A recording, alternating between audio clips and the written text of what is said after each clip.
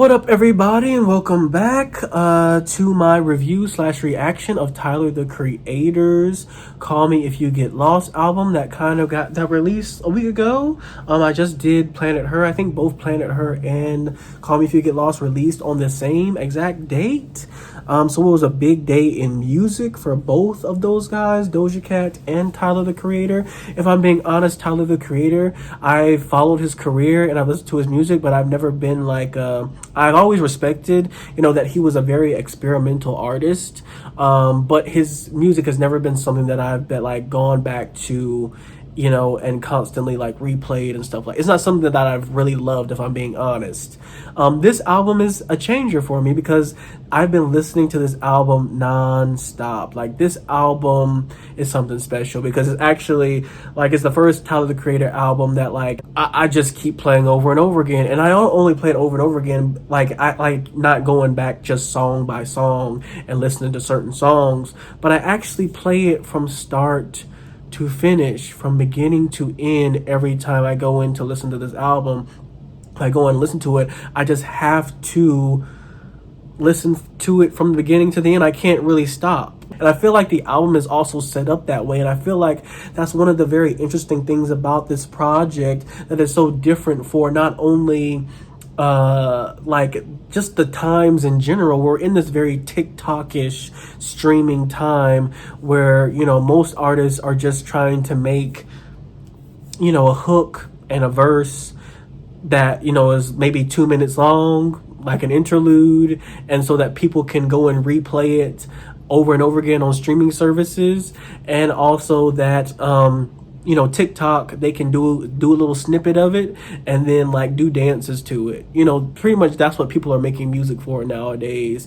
People are this the Tyler Creator album, "Call Me If You Get Lost." It is not TikTok music whatsoever.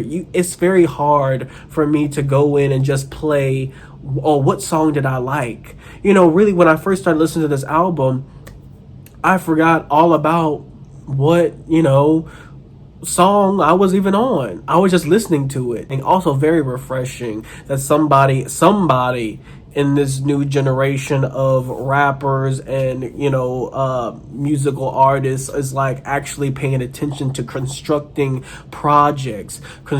an actual project, not just throwing together some random songs. Oh, this song sounds nice, it's generic, and it might go on TikTok. Oh, this song sounds nice, it might play on streaming services.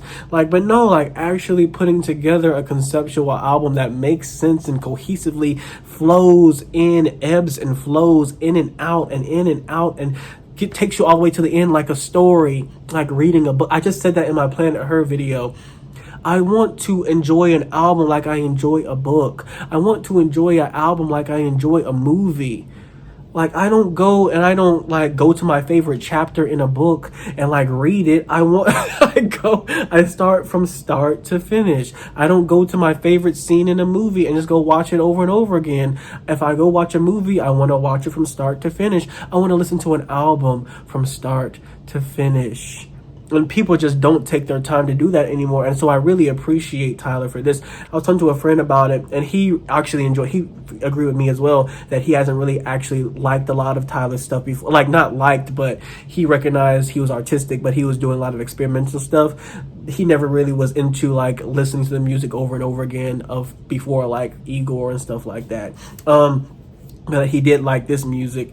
The only thing he didn't like this music, but I disagree with him, is he didn't like the fact that there was a DJ constantly playing in the background, like a snippets of a DJ, almost as if they're curating the beats and the music and the sound and the moment.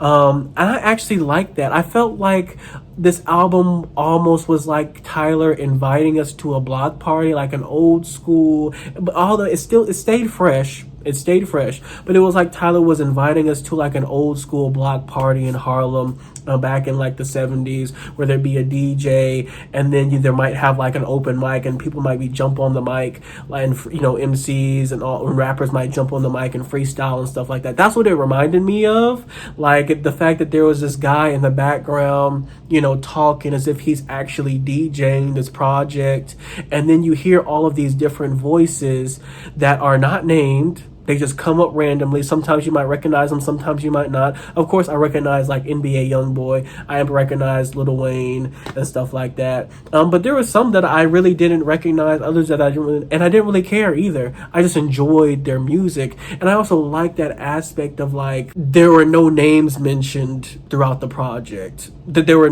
I didn't like, I just went and I listened to the music.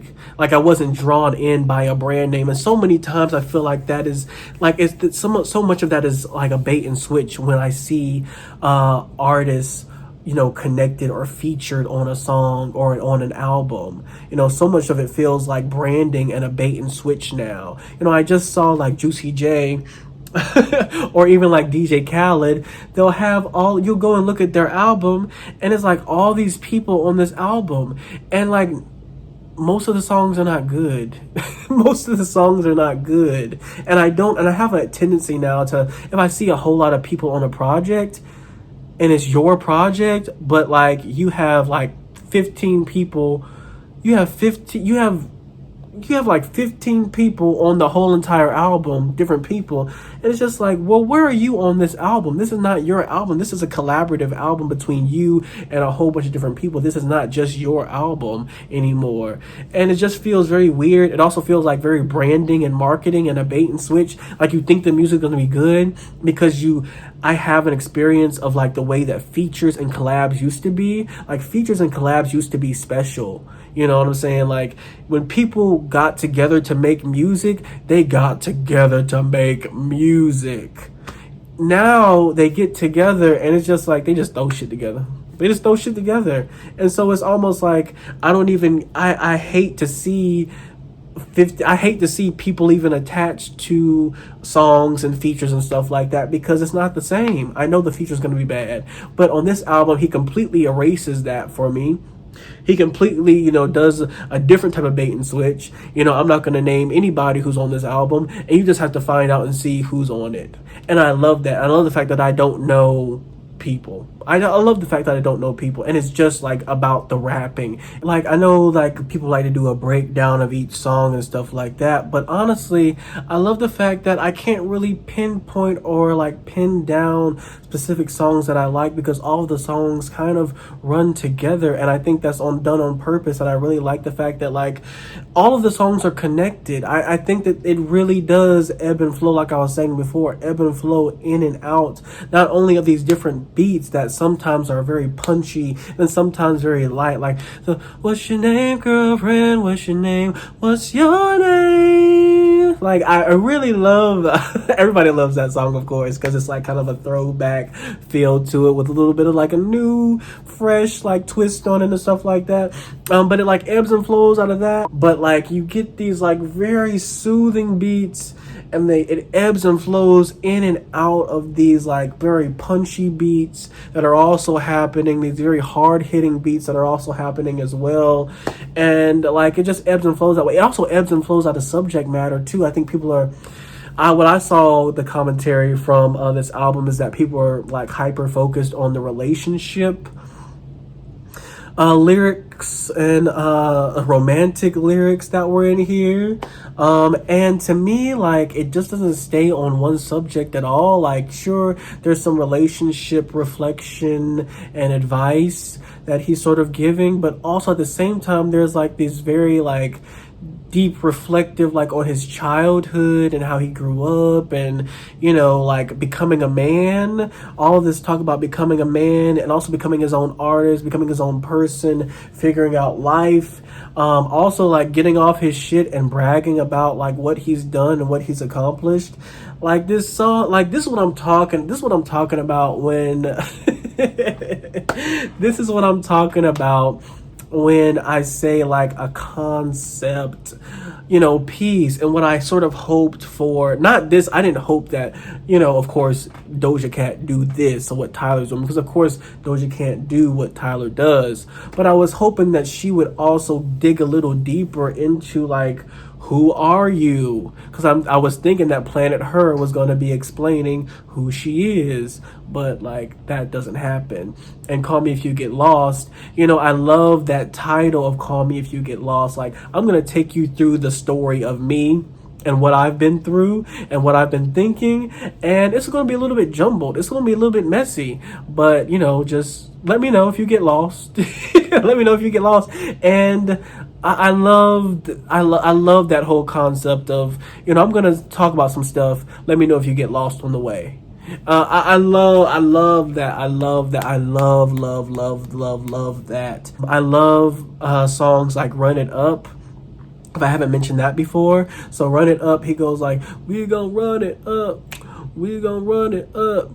We gonna run it up. Like, I love that. And the reason why I love that, why I wanted to pinpoint that song, is because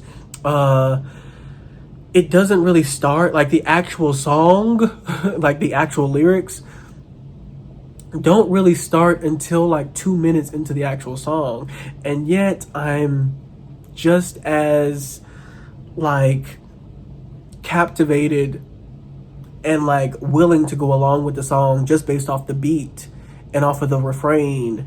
Like, he keeps me interested. Like, that's just how good the production is on this as well, that you can like not rap for 2 minutes within a song and still keep me interested and wanting to listen to the song. Like I really do like that Run It Up song and stuff like that. I love the little I love, not the interlude. Well, it is an interlude technically, but it's not, it doesn't say interlude, but it's called Mama's Talk.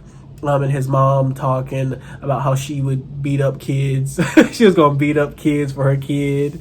Like, I thought that was really nice to put in there as well. I really love that little snip. Again, something personal. Putting in something personal to let us get to know who he is and where he comes from, and it gets a sense of, who he is. That's all we as like fans want to that's all we kind of want from artists. And like, it's so many artists today that they just can't, it seems like they don't have, you would think they have no past. You would think they have no story. You would think they have nothing to say. And it's just like, it feels like there is a refusal by some to just not get personal at all. And it's so interesting because, I'm going to be honest, it seems to come a lot from the women, which is very interesting to me. Like, the men seem to get a lot more personal than the women nowadays. In rap, I should say, just sticking to rap. I can't speak on any other genre of music, just rap.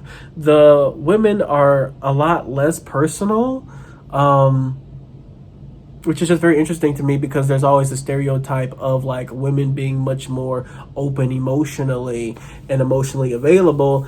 And like, I feel like I know more about like Tyler, even Little Baby. He gets, if you actually like listen closely to his lyrics, like he gets a little, talking about like stuff that he's been through and stuff like that throughout songs too.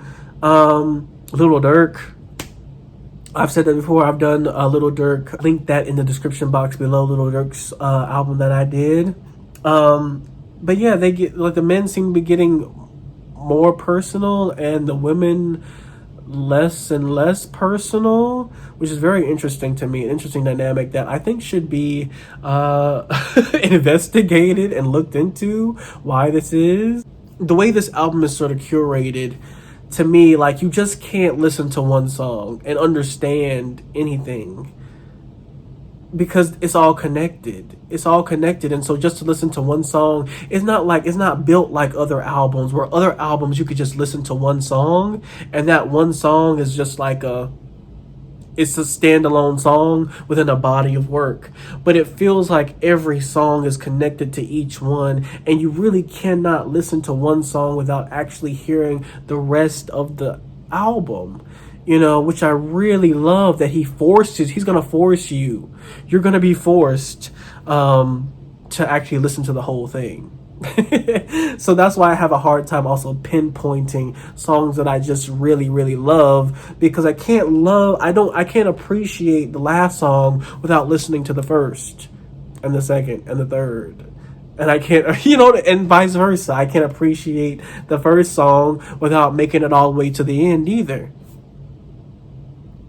But that's just my opinion. Let me know what you guys think down in the comment section below, and I'll see y'all next time for the next video.